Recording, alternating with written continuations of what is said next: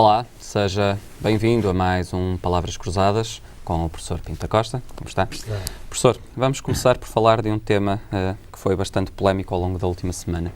O telefonema da polémica, digamos assim, entre o INEM e os bombeiros, que foi transmitido várias vezes nas televisões. Foi um telefonema que demonstrou o estado do socorro em Portugal.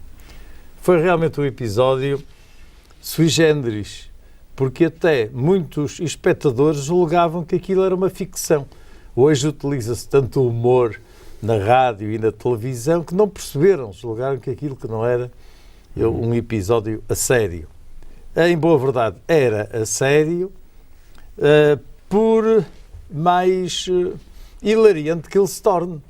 Quer dizer, por vezes a realidade triste também faz rir. É o chamado humor negro, neste caso. Pois, é uma chamada de atenção,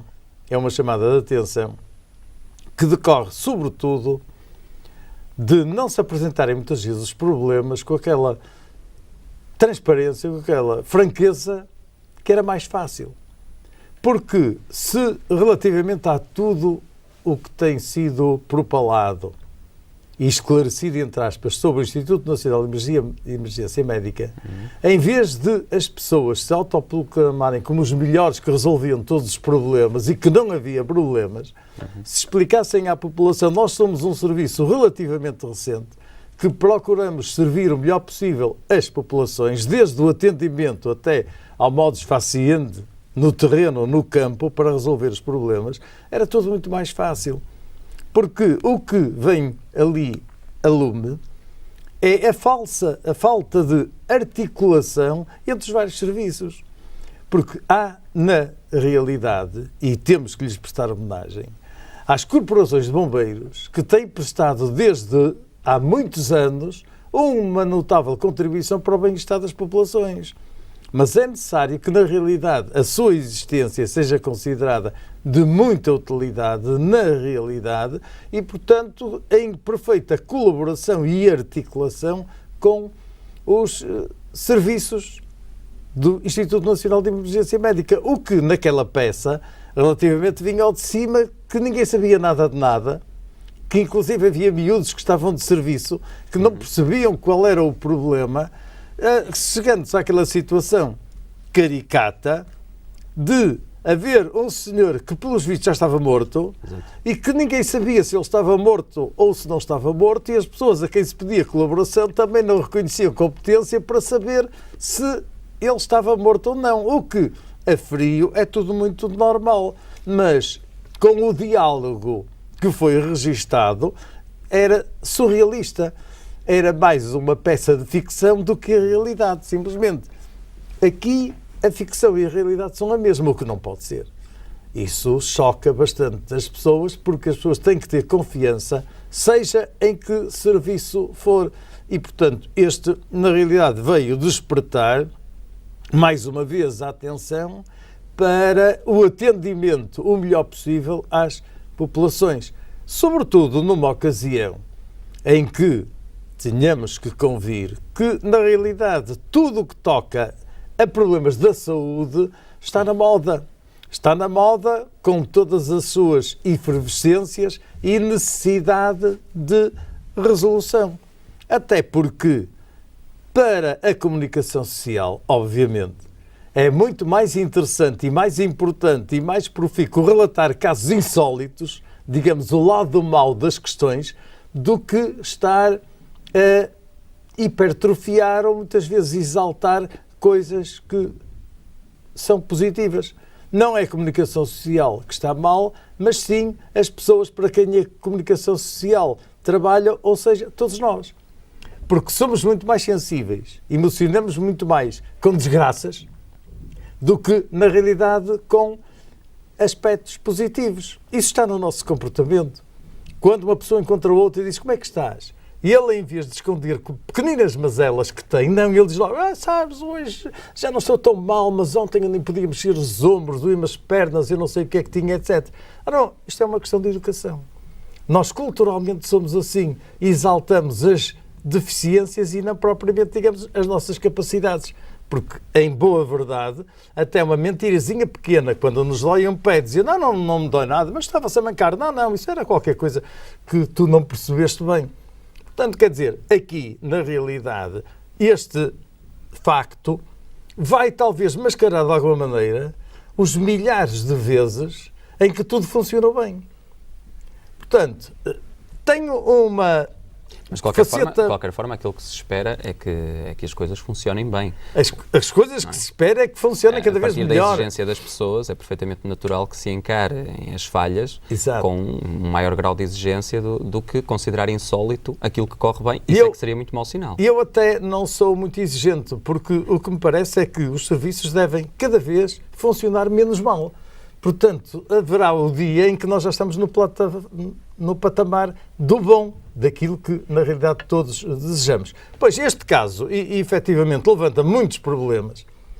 Estende-se para lá das situações só urgentes, argudas, que têm que ser resolvidas de qualquer das maneiras, levantar toda uma organização do Serviço Nacional de Saúde, inclusive é pôr em dúvida se deverá haver ou não Serviço Nacional de Saúde. Ora bom, parece-me que, na realidade, Serviço Nacional de Saúde, tudo leva a crer que exista sempre. A própria estrutura interna, as próprias competências é que podem variar. O Serviço Nacional de Saúde implica, nós não somos originais em ter o Serviço Nacional de Saúde cá em Portugal, existe praticamente em todo o mundo, vá lá mais proximamente com o nome na Inglaterra ou na Grã-Bretanha, mas seja como for, o Serviço Nacional de Saúde existirá. Como? Com que competências? Naturalmente, e eu até me parece que as competências poderiam ser muito alargadas. Porque é que o Serviço Nacional de Saúde não deveria ter também a competência da realização dos exames médicos para avaliar o prejuízo que nos foi feito? Todos os diferentes relativamente ao trabalho, relativamente inclusive na área criminal, qual era a indemnização que nós deveríamos ter direito no plano civil, etc. Ora bom, se são os médicos que fazem isso, com as variadíssimas especialidades, ortopedia, neurologia, radiologia, obstetrícia e tudo isso, porque é que não haverá de estar centrada toda essa gama de exames no Serviço Nacional de Saúde? Para que é que devemos ter uma duplicação de outro serviço que nem é do Ministério da Saúde, mas sim do Ministério da Justiça, para realizar esses exames com muito menos eficiência do que aquilo que existe no Ministério da Saúde?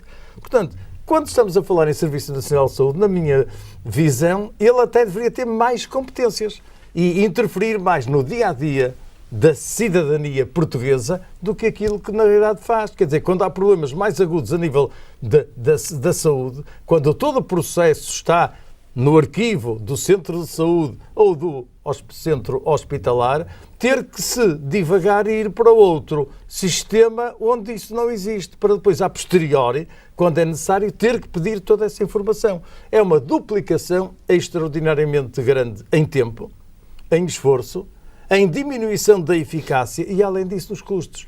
Quer dizer, eu não vou dizer quanto é que custa um exame ou não custa, mas, na realidade, o Ministério da Saúde, se estiver interessado, vai perguntar quanto é que fica ao Estado, que somos todos nós, a realização, por exemplo, de uma autópsia médico-legal, quando ela podia ser feita no próprio hospital, que tem serviços de anatomia patológica, que tem especialistas. Quando se chegar à conclusão que, em boa verdade, fica, às vezes, por muito mais do que metade do preço, com pessoal especializado e adestrado para esse efeito, talvez o Serviço Nacional de Saúde venha a ter até mais competência do que aquilo que tem. Claro que tem havido reformulações. Preciso ver que o Serviço Nacional de Saúde existe há relativamente poucos anos. Quer dizer, há cerca de 30 anos. Sim, cerca de 30 anos. Quer dizer, a instalação, a distribuição pelo país dos centros de saúde data de há 25 anos.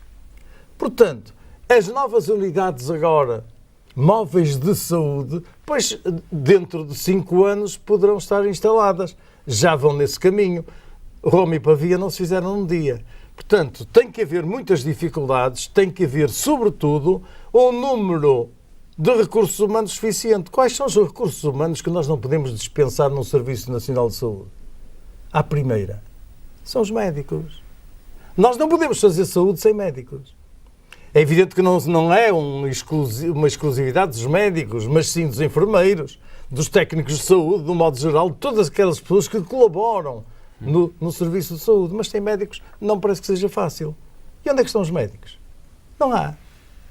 Não há médicos. E não há médicos porquê que não há médicos? Isto é que tem que se entrar logo nas raízes do problema, que depois é notícia das ambulâncias, etc. Porquê que não há médicos? Não há médicos porque não se fazem médicos. E não se fazem médicos porquê? Porque o critério de seleção dos médicos em Portugal é absurdo. É absurdo. Nós queremos grandes cérebros para médicos, quando não é preciso grandes cérebros na medicina. O que é preciso é grandes corações, é grande afetividade. É estudantes do liceu que naturalmente evidenciem o altruísmo, o amor ao próximo, o prazer que adquirem em fazer bem aos outros, o saber ouvir os outros. Não é por ter uma média no liceu de 18,5 ou 19 que estão caracterizados estes perfis que amanhã falham. Até porque depois não há médicos, porque esses cérebros, eu falo médicos em sentido de clínicos no relacionamento de pessoa para pessoa, esses cérebros querem dedicar-se à investigação laboratorial. E estão muito realizados se passarem um dia inteiro a olhar para um microscópio dentro do laboratório. E os doentes? Não é que eles não contribuem, não sejam importantes, claro, indispensáveis, mas é preciso os outros. Depois temos sempre casa arrombada, trancas à porta. Como não há peças suficientes qualificadas, nós vamos importar médicos como se importam lagostas ou como se importa outra coisa qualquer, o que não é exatamente a mesma coisa.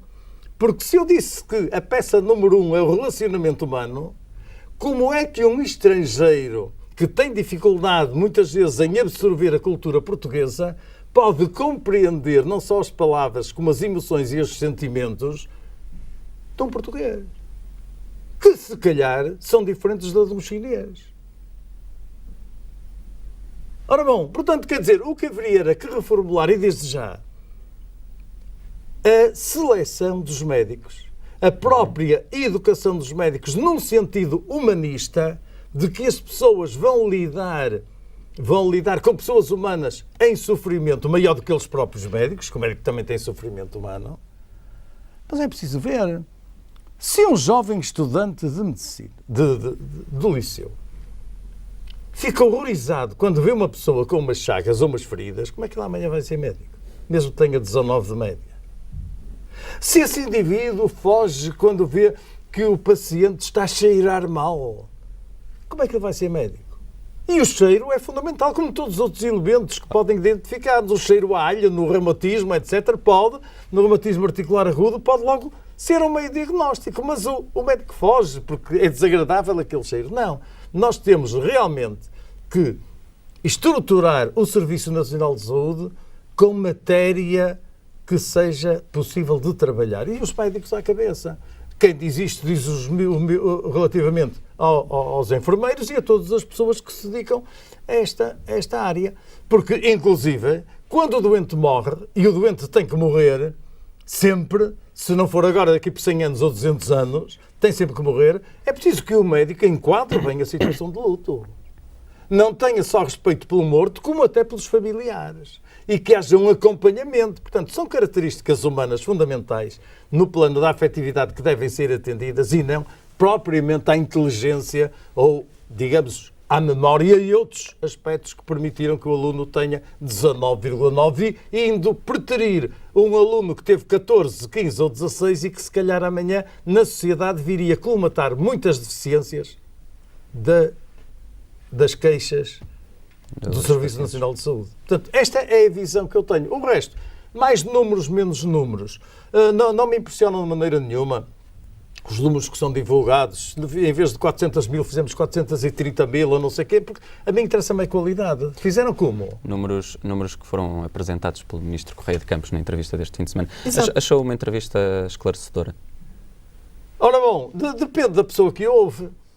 Se a pessoa a priori está de má fé e se está a dizer o que é que este cavalheiro vem para aqui dizer, O que, resumidamente, ele vai absorver é dizer isto não tem pés na cabeça, não é isso. O que eu não quero é estar na fila às 5 horas da manhã, espera de ser atendido na consulta, porque eu estou com bronquite, estou com tosse e com o frio que está ainda fico pior. Esse é que é, mas realmente esse é um ponto também que não pode ser marginalizado. Não é com números que nós vimos tentar resolver o problema.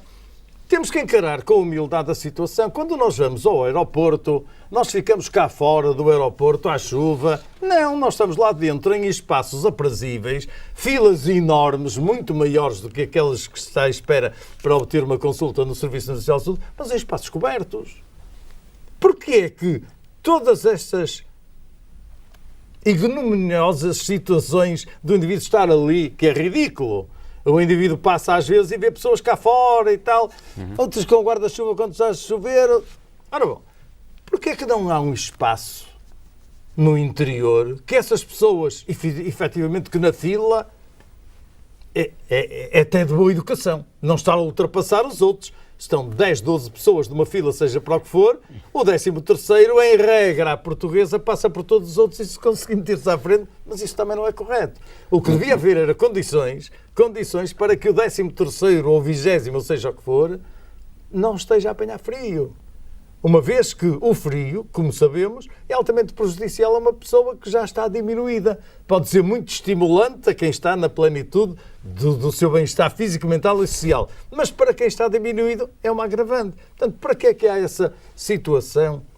E não se arranjam outros espaços para os centros de saúde que as pessoas não tenham necessidade de estar nessas condições. Isso é que é importante. Era muito mais importante do que agora estar a focar determinadas coisas. Eu sei que é uma questão também de educação cultural. Como disse, nós gostamos muito mais dos coitadinhos do que dos fortes. E, portanto, para os coitadinhos, nós fazemos hospitais, fazemos todas as coisas, mas o que nós devíamos fazer era ao contrário.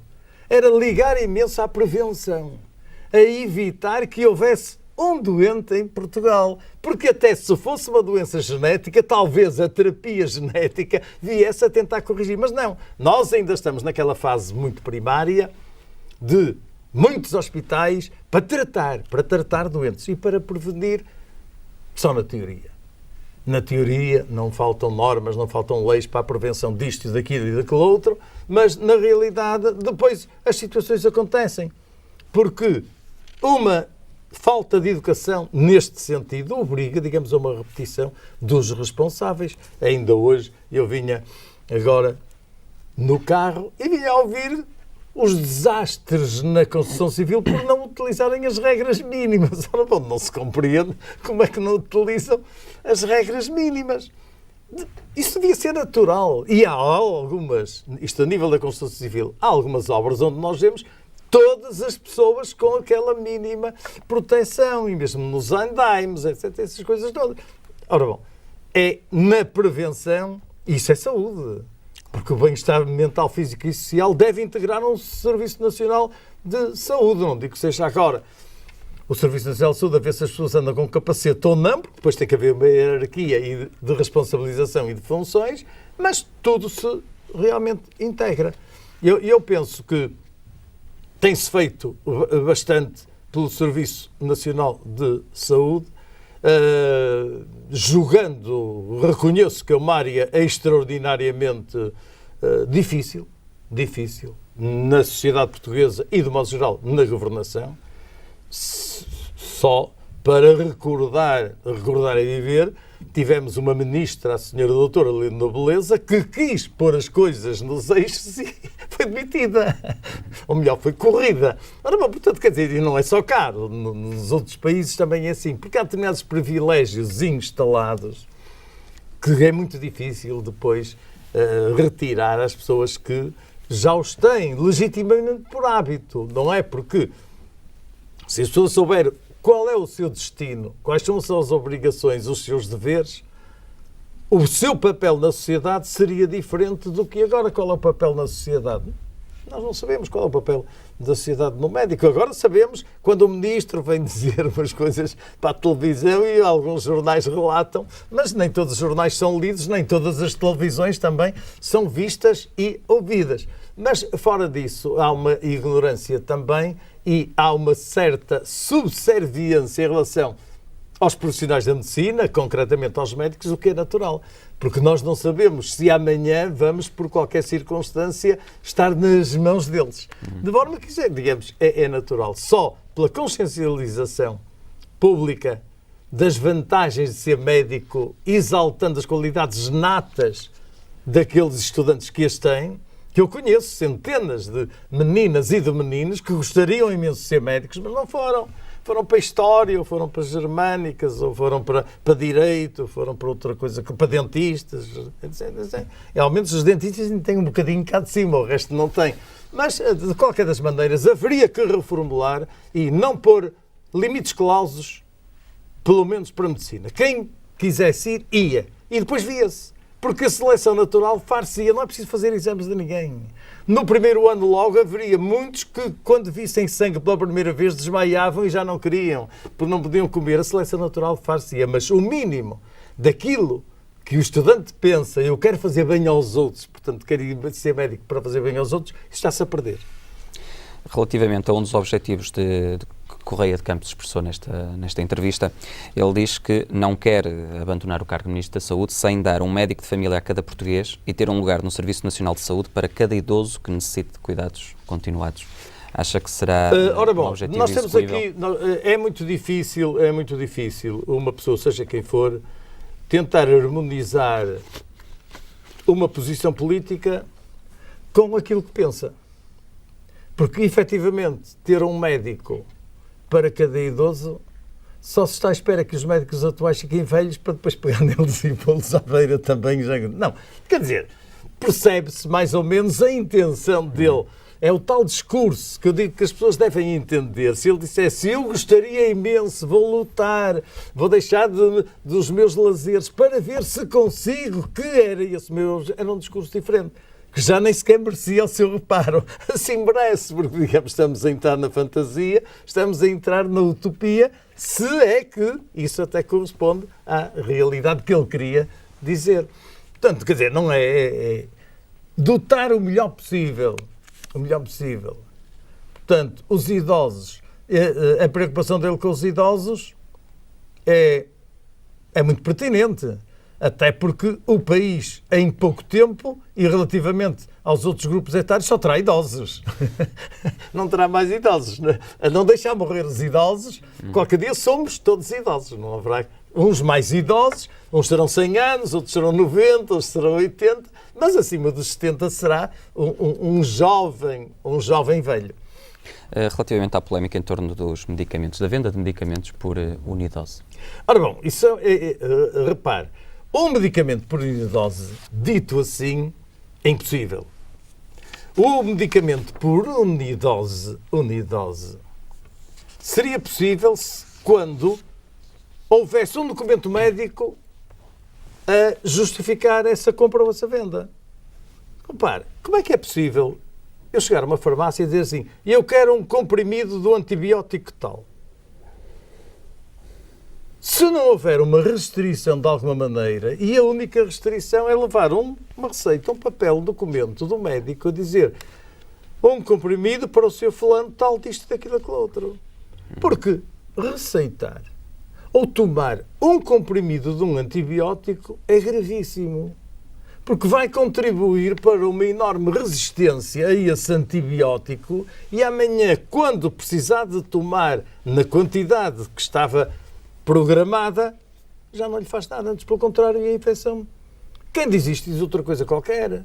Nós não podemos ver que um indivíduo tem uma arritmia, que o médico receitou-lhe uma caixa e ele diz assim, eu só quero um comprimido.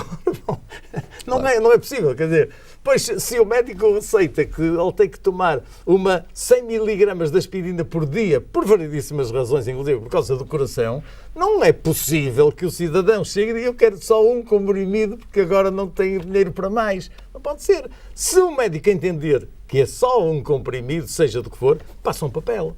Fica arquivado na farmácia, amanhã se houver problemas, até se pode chegar à conclusão que, se calhar, um comprimido chega e sobra para tratar a população inteira. Mas há que fazer uma prospecção científica. Há primeiro que estudar o problema e não estar a querer abranger toda esta liberalização numérica, porque há determinadas quantidades que toda a gente sabe, em qualquer parte do mundo, que para ter uma certa eficácia, variando com o peso do doente, com a altura do doente, com outras patologias associadas, com a idade, etc., isso é variável, tem que ser cotado por um responsável.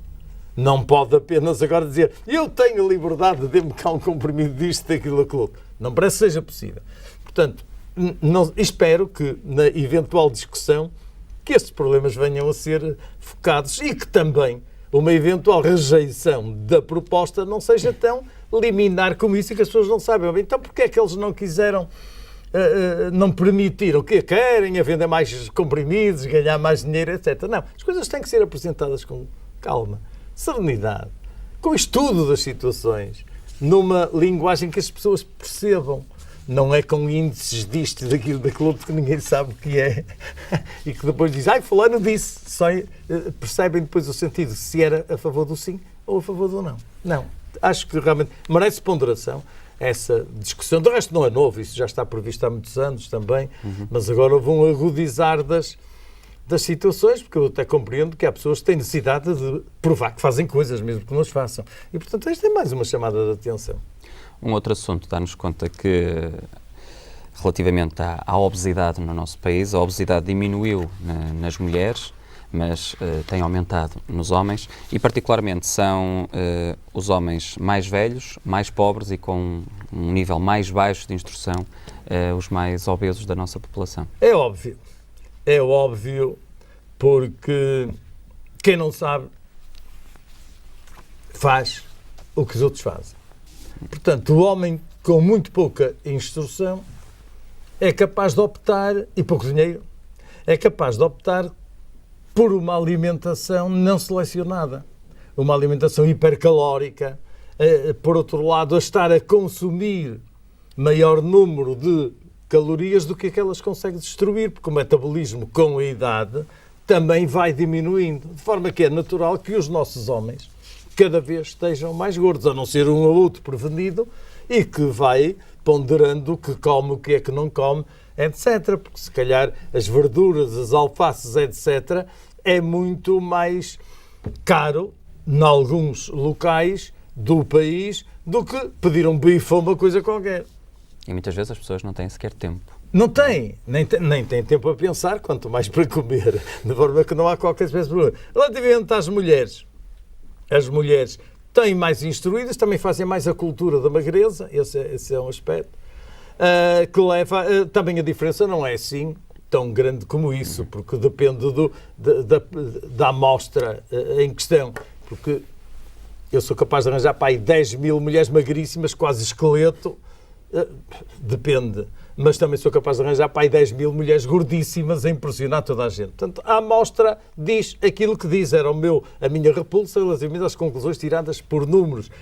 Foi ótimo, estávamos em 37,2, agora baixamos para 37,1. Isso a mim não me diz nada, nem muito nem pouco, mas impressiona as pessoas. Mas relativamente à obesidade, há um caso particular, é que a obesidade nos homens parece ser mais perigosa por se acumular sobretudo na zona abdominal, em contrapartida com a das mulheres, que é mais na zona das ancas, por exemplo, embora elas se preocupem mais com essa gordura, mas se calhar não é tão preocupante para a saúde. Até, digamos, a gordura, as mulheres, em regra, têm mais gordura nas nádegas do que os homens, mas não é por acaso. Claro. É porque as gorduras nas nádegas das mulheres, entre muitas outras coisas, até como atração sexual, genericamente, tem uma vantagem. É que é uma reserva de gordura que é utilizada durante a gravidez para alimentar o feto, o filho. Portanto, não é por acaso que as mulheres têm mais... É claro, elas preocupam-se muito, querem as ancas mais estreitas, etc., que também é um sinal de feminilidade ter as ancas mais largas, porque a maternidade, para já é um privilégio das mulheres e não dos homens, traduz-se dessa maneira. É claro que a gordura nos homens, sobretudo na área abdominal, traduz o vício da sedentarização. O homem está quieto. O homem não anda. Os retos abdominais começam a ficar hipertrofiados, começam a ficar invadidos de gordura. De forma que uma das contribuições para isso também é o álcool. o álcool, a cerveja, etc. E, portanto, toda essa desnecessidade leva à obesidade dos homens, com riscos depois, que não é o problema de ter mais barriga ou menos barriga, é que isso vai se repetir depois no aparelho cardiovascular. E os acidentes vasculares cerebrais estão muito relacionados com esta circunstância, como também os infartos do miocárdio. Portanto, quer dizer, isso tudo vai justificar que nos homens, a partir de uma certa idade, a obesidade esteja a aumentar e a das mulheres esteja a diminuir. É claro que quando todos os homens se preocuparem com a sua autoimagem, tiverem uma promoção da sua autoestima e o público semelhante verificar que é feio ter uma barriga daquele tamanho. Mas não, nós até vemos pessoas, até locutores de televisão que são célebres pela sua gordura, de forma que ninguém vai repudiar determinadas pessoas por elas serem muito gordas. Não. Até, digamos, é um fator de valoração profissional. Portanto, há aqui uma conjugação de valores muito dispara que não pode, de maneira nenhuma, afastar-nos de que a obesidade é uma doença. E é uma doença grave, para a qual contribuem também fatores genéticos. Nós temos algumas comunidades, designadamente nos Estados Unidos, onde está super provado que a hereditariedade, que há genes que poderão ou poderiam ser modificados para que não haja aquelas gorduras que são patológicas. Isso não é só o aspecto de fora. Nós, quando estamos a olhar para um obeso, temos que estar a olhar para eles por dentro. Como é que estão aqueles vasos todos? Como é que estão aquelas glândulas todas? Como é que é a funcionalidade? O que é que falta? Etc, etc.